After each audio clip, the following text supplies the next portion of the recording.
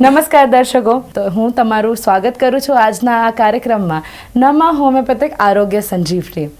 નમા હોમિયોપેથિકના તરફે આપણી સાથે ડૉક્ટર જીનલ જોડાયા છે, જે 3 વર્ષથી કાર્યરત છે અને નમા હોમિયોપેથિક મહારાષ્ટ્ર અને કર્ણાટકમાં એમની 21 બ્રાન્ચ છે.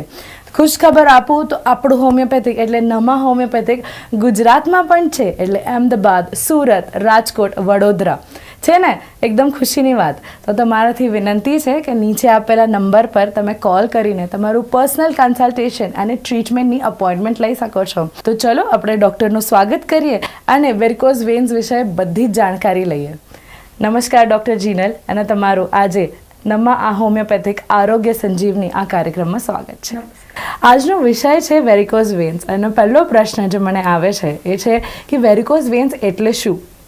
ઓકે, તો આજનો આપણો ટોપિક ઇમ્પોર્ટન્ટ છે, પ્લસ એક યુનિક ટોપિક છે જેને કહીએ છીએ વેરિકોઝ વેઇન. ફૂલેલી નથી. જ્યારે તમે કોઈ પણ કારણોસર પગની નસ છે તે તમને સ્કિન ઉપર દેખાઈ આવે છે, તેને આપણે વેરિકોઝ વેઇન કહીએ છીએ, જેનો કલર તમને પગમાં પણ વાદળી, ભૂરો અથવા તો લીલો કલરનો તમને દેખાવા મળે છે. દર્શકો, તો તમે જાણ્યું ડૉક્ટર જીનલ સાથે આપણે આજે વેરિકોઝ વેન્સ વિશે ચર્ચા કરવાના છે. એનામાં નસો વિશે આપણે બહુ બધી ચર્ચા કરશું કે કયા નસના લીધે, કયું કાર્યના લીધે તમને ત્રાસ થઈ શકે. તો એવું જ આ શોમાં આપણે તમારા પ્રોબ્લેમ્સ પણ લઈ શકીએ છીએ. નીચે આપેલા નંબર પર તમને વિનંતી છે કે તમે કોલ કરો અને ડૉક્ટર જીનલ સાથે તમે તમારા પ્રશ્ન એટલે તમારા જે પ્રોબ્લેમ્સ છે એની બદલ તમે વિચારી શકો છો. આગળનો પ્રશ્ન એ જ આવે છે ડૉક્ટર જીનલ મારા મનમાં કે નસોનું કાર્ય શું હોય? બધા જ આપણા બોડીમાં બ્લડ હોય, આપણા બોડીમાં બોન્સ હોય, બધા જ એક અલગ કાર્ય કરે છે. તો આવા એમાં નસનું શું કાર્ય હોય? લોહી છે તે શરીરના અનેક પાર્ટમાંથી અગેન પાછું હૃદય તરફ આવે છે, તો તે કામ કરે છે શિરાઓ. જ્યારે હૃદયમાંથી અનેક પ્યોર બ્લડ, જે શુદ્ધ રક્ત છે, તે પહોંચાડવાનું કામ કરે છે ધમનીઓ. તો આ એક ડિફરન્સ છે ફંક્શનનો, કે કઈ રીતે કાર્ય કરે છે શિરાઓ અને ધમનીઓ. હવે તમને જણાવીશ થોડું ધમનીઓ વિશે, કે વેન્સ વિશે, જેના આપણે અત્યારે વાત કરીએ છીએ નસ, ફૂલેલી નસ. તો એક શું કામ થાય છે તેના માટે તેનું સ્પેસિફિકલી સ્ટ્રક્ચર સમજીએ કે તે કઈ રીતે બનેલું હોય છે, શિરાઓ કેવી રીતે બનેલી હોય છે. તો શિરાઓ છે તેના 3 લેયર હોય છે. તો પહેલું પડ છે જે બહારના પડની આપણે વાત કરીએ છીએ, જેને મેડિકલ ભાષામાં અમે ટ્યુનિકા એક્સટર્ના કહીએ છીએ, જે એકદમ બહારનું પડ છે. તો તે બહારનું પડ શું કરે છે? સપોર્ટ આપે છે, તેને લોહી છે તેને આગળ વધવાનો સપોર્ટ આપે છે. વચ્ચેનું લેયર છે તે બનેલું હોય છે કોલેજનનું. કોલેજન એટલે કે હું કહું છું તમારા જે તમારી નસ છે તેને હેલ્ધી કન્ડિશનમાં રાખી શકે, તેને પૂરતો સપોર્ટ આપી શકે, તેનું જે કામ છે તે બરાબર થઈ શકે, તે બધું જ કામ કોલેજનનું છે, જે વચ્ચેના લેયરમાં, જેને અમે કહીએ છીએ ટ્યુનિકા મીડિયા.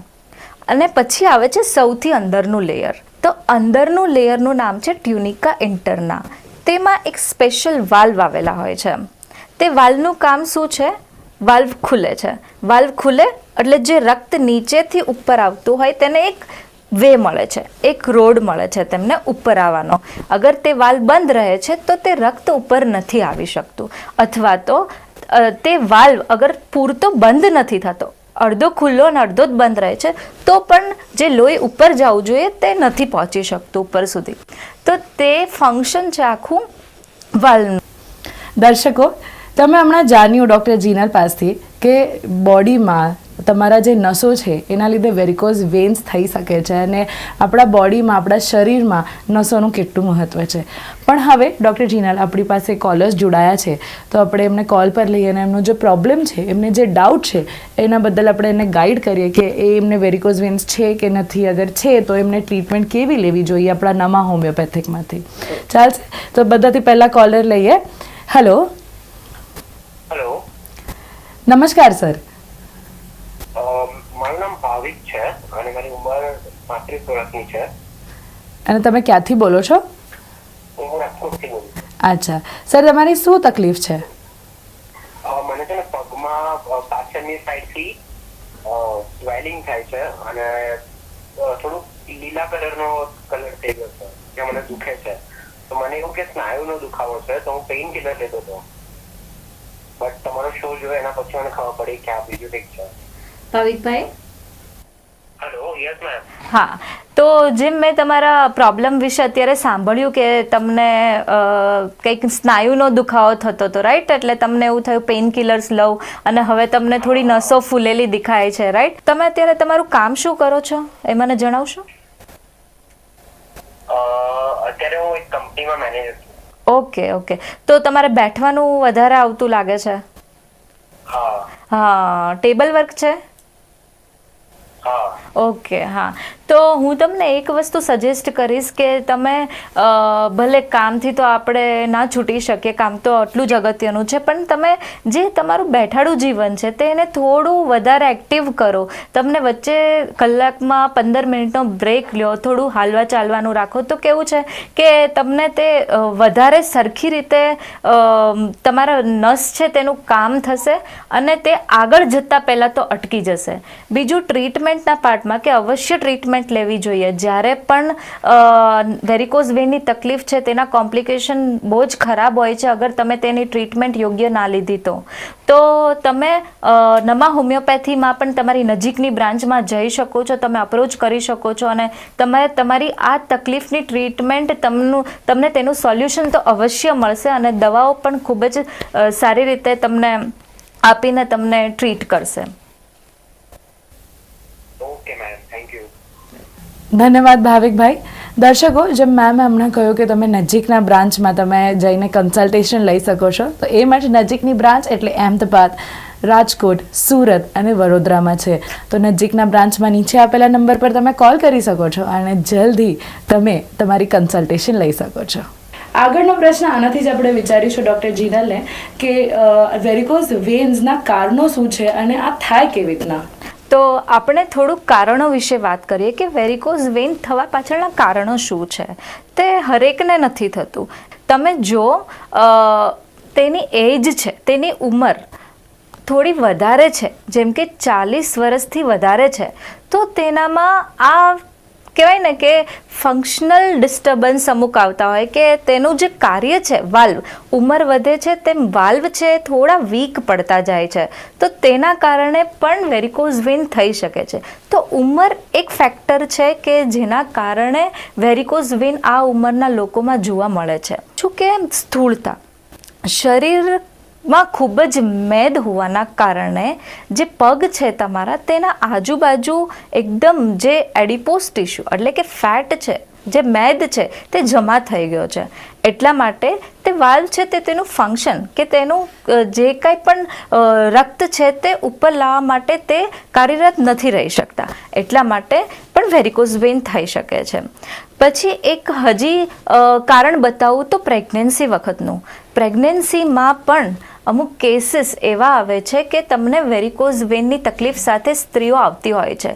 તેનું કારણ એ છે કે જ્યારે પણ બાળક હોય છે ગર્ભાશયમાં તે મોટું થાય છે, એટલે નીચે તરફ પ્રેશર આવે છે. એ પ્રેશરના કારણે જેટલું પણ રક્ત ઉપર આવવું જોઈએ તે આવી શકતું નથી, યા તો ખૂબ જ તે ધીમી ગતિએ ઉપર આવે છે. એટલે તે રક્ત છે તે નીચે જમા થાય છે અને નસો છે તે ફૂલવા લાગે છે. હજી એક કારણ એ છે કે જ્યારે પણ તમારે વારસામાં વેરિકોઝ વેન આવેલું હોય કે તમારા ફોરફાધર્સ કે પહેલાં ફેમિલી હિસ્ટ્રીમાં ક્યાંય પણ વેરિકોઝ વેનની તકલીફો હોય છે, તો પણ શક્યતા છે કે કોઈ એજ યા તો કોઈ એવું ફેક્ટર હોય છે કે જેના થ્રુ તે વેરિકોઝ વેન થઈ શકે છે, કારણ કે તે તમારા જીન્સમાં રહેલું છે, તમને વારસાથી આવેલું છે. એટલા માટે વેરિકોઝ વેન તમને થઈ શકે છે.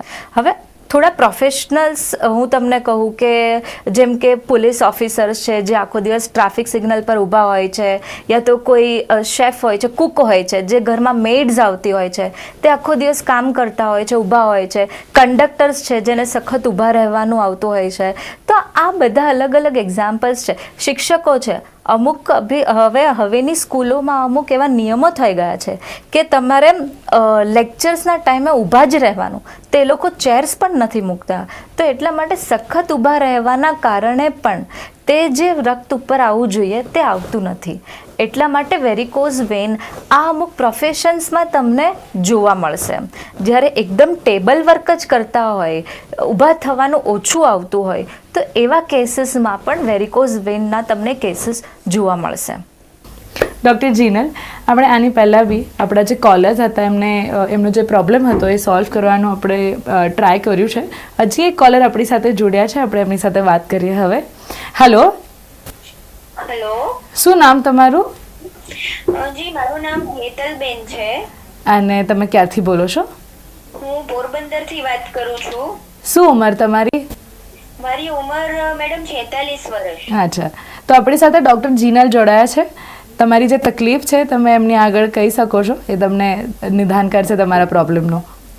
હેલો ડૉક્ટર મેડમ, મારે એ પૂછવું હતું કે થોડા સમય પહેલા મને પગમાં ને એમાં સખત દુખાવો ને એવું ઉપડ્યું હતું, પણ ત્યારે મેં જ્યારે ડૉક્ટરને બતાવ્યું તો એમણે કંઈ જ મને કીધું નહીં અને અમુક પેઇન કિલર્સ ને એ બધું આપી દીધું અને પછી એમણે મને ઘરે જવા દીધી. થોડા સમય પછી પગમાં ને એમાં ખૂબ ભારે લાગવાની ને એ બધી તકલીફો મને થઈ, એટલે મેં એના ટેસ્ટ કરાવ્યા, અમુક સ્કેન ને એવું કરાવવાનું કીધું. તો મને એવું કહેવામાં આવ્યું છે કે કોઈક ડીવીટી કરીને કોઈક રોગ તમને છે અને એની માટે તમારે તમારા પગમાં ઓપરેશન કરાવવું પડશે. તો તમારી પાસે એવો કોઈ રસ્તો ખરો કે જેમાં મારે ઓપરેશન ન કરાવવું પડે અને આ હું બીમારીથી બચી શકું? હા, જરૂર. હવે તમે જે પ્રમાણે તમારી સમસ્યા મને કીધી છે કે પહેલાં તમે પેઇન કિલર્સ લીધું હતું, પછી તમે કોઈ સ્કેન કરાવ્યા કોઈ ડૉક્ટર્સના કહેવા પ્રમાણે અને તમને ડીવીટી જેવું કંઈક કીધું છે, રાઈટ? તો આ સમસ્યા થોડીક વધારે ગંભીર છે અને તમે કોમ્પ્લિકેશન તરફ છો, રાઈટ? જે વેરિકોઝ વેન છે તે હંમેશા ત્યાં આગળ પછી એક સમય થાય એટલે લોહીની ગાંઠ થઈ જતી હોય છે. એ ગાંઠ પછી જે નસ છે તેમાંથી છૂટી પણ પડી શકે છે અને તમારા હૃદયમાં પણ આવી શકે છે અને પછી તેના કોમ્પ્લિકેશન્સ અલગ અલગ ઊભા થઈ શકે છે. પણ તમે અત્યારે સ્કેન કરાવ્યો એ બહુ જ સારી વાત કરી છે. તમને ડૉક્ટરે કીધું સ્કેન કરાવ્યો, તમારું નિદાન થયું છે કે ડીવીટી નામનું તમને થયું છે અને જેને કહેવાય છે ડીપ વેઇન થ્રોમ્બોસિસ. એટલે તે ગાંઠને આપણે ઓગાળવાની છે. હવે તમે ઓપરેશન જ એક જ તે માધ્યમ નથી જેનાથી આ વસ્તુ થઈ શકે છે તમારી બરાબર, રાઈટ? તે ગાંઠ બીજી વખત પણ થઈ શકે છે તમને ઘણીવાર, પણ આપણે તે ગાંઠ થયેલી છે તેને જ ઓગાળવાનું કામ કરવાનું છે હોમિયોપેથિક સારવાર દ્વારા. તો તેના માટે અલગ અલગ દવાઓ આવતી હોય છે, પણ આપણે તેના પહેલાં તમારું સ્ટડી વ્યવસ્થિત કરવાનું છે, તમારી તાસીર ઓળખવાની છે, તમારા રિપોર્ટ્સ જોવાના છે, ક્યાં આગળ શું અટકાવ આવે છે રક્તમાં, વેન્સમાં, ક્યાં આગળ શું પ્રોબ્લેમ છે, તે બધું જ નિદાન કરી અને યોગ્ય સારવાર જરૂરથી તમને મળી શકે છે. અમારા પાસે ઘણા એવા ડીવીટીના કેસીસ છે જે નમાં હોમિયોપેથીમાં આવ્યા છે અને તે લોકો સારવાર મેળવી અને ખુશ પણ થયેલા છે. તો તમે અવશ્ય તમારી નજીકની બ્રાન્ચમાં મુલાકાત લઈ શકો છો. Thank you so much doctor. Thank you. Thank you so much. અને તમે જોયું, આવી જ રીતના તમારે અગર વેરિકોઝ વેન્સનો કંઈ પણ ત્રાસ હોય તો તમે નમા હોમિયોપેથિકના નજીકના બ્રાન્ચમાં તમે મુલાકાત લઈ શકો છો. ડૉક્ટર જીનલ પણ ત્યાં હશે અને તમારું જે પ્રોબ્લેમ છે એનું નિદાન પણ આપણે આપીશું ત્યાં જ. તો દર્શકો, આપણે જોયું કે વેરિકોઝ વેન્સ મેજરલી કોને થઈ શકે છે. આપણે લાઇફસ્ટાઇલ તો ચેન્જ નથી કરી શકતા, કોર્પોરેટ કંપનીમાં બેસીને કામ કરવું જરૂરી છે, પણ એવું જ પ્રોફેશનલ્સ જેવા પોલીસ છે, ટીચર્સ છે, કુક્સ છે, શેફ છે, એમને ઊભા રહીને કામ કરવું તો પડે જ છે ને. તો હવે આપણે એની ટ્રીટમેન્ટ પણ જાણી લઈશું, પણ થોડી વાર પછી એક છોટો સો બ્રેક લઈએ. હમણાં ફરીથી એકવાર દર્શકો તમારું સ્વાગત છે. આપણા સાથે જોડાયા છે ડૉક્ટર જીનલ અને આજનો વિષય આપણો હતો વેરિકોઝ વેન્સ. આ જ વિષયને આગળ લઈ જતા આપણો આગળનો પ્રશ્ન જે આવે છે કે સિમ્ટમ્સ, એટલે ક્યારે બી તમે ડૉક્ટર પાસે જશો તો એ તમને લક્ષણો પૂછશે કે તમને શું થાય છે, કેવી રીતના આનું આપણે ડાયગ્નોસ કરીએ. તો હવે લક્ષણો વિષય આપણે જાણવાના છે. ઓકે, તો આપણે વેરિકોઝ વેનના લક્ષણો વિશે હવે વાત કરીશું. તો સૌ પહેલાં તો જ્યારે પણ તમારા બોડીમાં કોઈ પણ નસ છે તેનો ફેરફાર જોવા મળે છે તો પહેલાં જ તે ધ્યાનમાં આવતું નથી, રાઈટ? કારણ કે સૌ પ્રથમ જ્યારે તેની શરૂઆત હોય છે ત્યારે તેમાં પેઇન નથી હોતું કે કોઈ બીજા એવા ઇરિટેટિંગ કે તમને રોજબરોજ કાર્યમાં કંઈ પણ ના કરી શકો કે ત્યાં આગળ તમારું ધ્યાન જાય એવા કોઈ લક્ષણો નથી હોતા. હવે સ્ટેજ 2માં અગેન તે નસ છે, તેનો વાલ્વ છે, તે કામ તો નથી જ કરતો. તે રક્ત છે તે વધારે ભરાય છે, હવે સ્ટેજ 1 કરતાં પણ વધારે ભરાય છે. એટલા માટે શું થશે કે પગમાં તમને થોડું હેવીનેસ લાગવા મળશે કે ભાર લાગે છે પગમાં, બેઠો ઊભા થાવ ત્યારે થોડું વજન લાગે છે, પ્લસ તમને ક્યારેક દુખાવો થવાનું શરૂ થશે. સ્ટેજ 2માં તમને દુખાવો ફીલ થવા મળશે, થોડું હેવીનેસ લાગવા મળશે, ક્યારેક થોડીક બળતરા પણ થશે. ખાલી નસનો દુખાવો છે એવું તેમને ખબર જ નથી હોતું. તે લોકોને એવું થાય છે કે અમને સ્નાયુનો દુખાવો છે, તો જસ્ટ ઘરે જે પેઇન કિલર્સ પડી હોય અથવા તો મસલ સ્પ્રે પડ્યો હોય તે છાંટી અને તેમને ટેમ્પરરી આરામ મળે છે, થોડો આરામ મળે છે તેમને, તો કામ ચાલ્યું જાય છે. તો તેવું કામ ચલાવવા પાછળ એ ડિઝીઝ છે, તે રોગ છે, સ્ટેજ 3માં પ્રવેશી જાય છે. સ્ટેજ 3માં શું થાય છે હવે કે જે લોહી છે ત્યાં આગળ જમા થાય છે, તેની ધીમે ધીમે ગાંઠ પણ બનવા માંડે છે. તો હવે તેના કારણે જેટલું લોહી આગળ જવું જોઈએ તેનાથી બહુ જ ઓછું આગળ જાય છે અને નસ છે એકદમ ફૂલી જાય છે અને ક્યારેક તે વીંટાઈ જાય છે. હવે તેના કારણે તે આજુબાજુમાં રહેલું સ્કિન છે તેને જે પણ ન્યુટ્રિશન મળવું જોઈએ, નરિશમેન્ટ મળવી જોઈએ, તે સ્કિનને મળતી નથી. એટલે શું થાય છે? તે કાળું પડવા માંડે છે. આજુબાજુનો જે ભાગ છે સ્કિનનો તે બ્લેક થવા માંડે છે, કાળો થવા માંડે છે. હવે તે કાળો થવા માંડે છે પ્લસ ત્યાં આગળ એકદમ સૂકી સ્કિન થઈ જાય છે, ડ્રાય, એકદમ સૂકી સ્કિન થઈ જાય છે. એ સૂકી સ્કિનના કારણે જ્યારે પણ તમારી સ્કિન સૂકી હોય અને તમે વેસલીન કે એવું કંઈ ના લગાવો તો તમને ખજવાળ આવે છે, રાઈટ? તો એવી જ રીતે ત્યાં આગળ જે સ્કિન સૂકી થઈ ગઈ છે ત્યાં તમને ઇરિટેશન થશે, ખજવાળ આવવા માંડશે, તો તમે સ્ક્રેચ કરશો, ખજવાળમાં મળશો, તો ખજવાળમાં તમને ત્યાં બળતરા પણ શરૂ થઈ જશે અને જે ઉપરનું સ્કિનનું લેયર છે એ ધીમે ધીમે ત્યાંથી હટતું જશે. તો ત્યારે તમને સ્ટેજ 3માં જે પણ થાય છે તે ખરજવા જેવો લુક આવશે, તમને ખરજવા જેવું દેખાશે, જેને કહેવાય છે વેરિકોઝ એક્ઝિમા.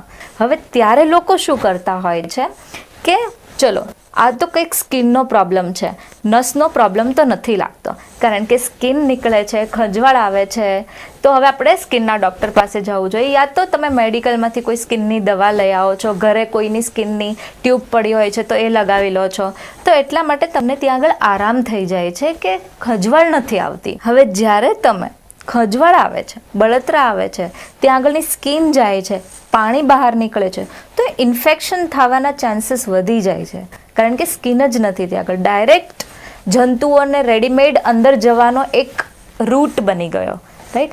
તો જ્યારે જંતુઓ અંદર જાય છે ત્યાં આગળ તેને ઇન્ફેક્શન થાય છે પગમાં.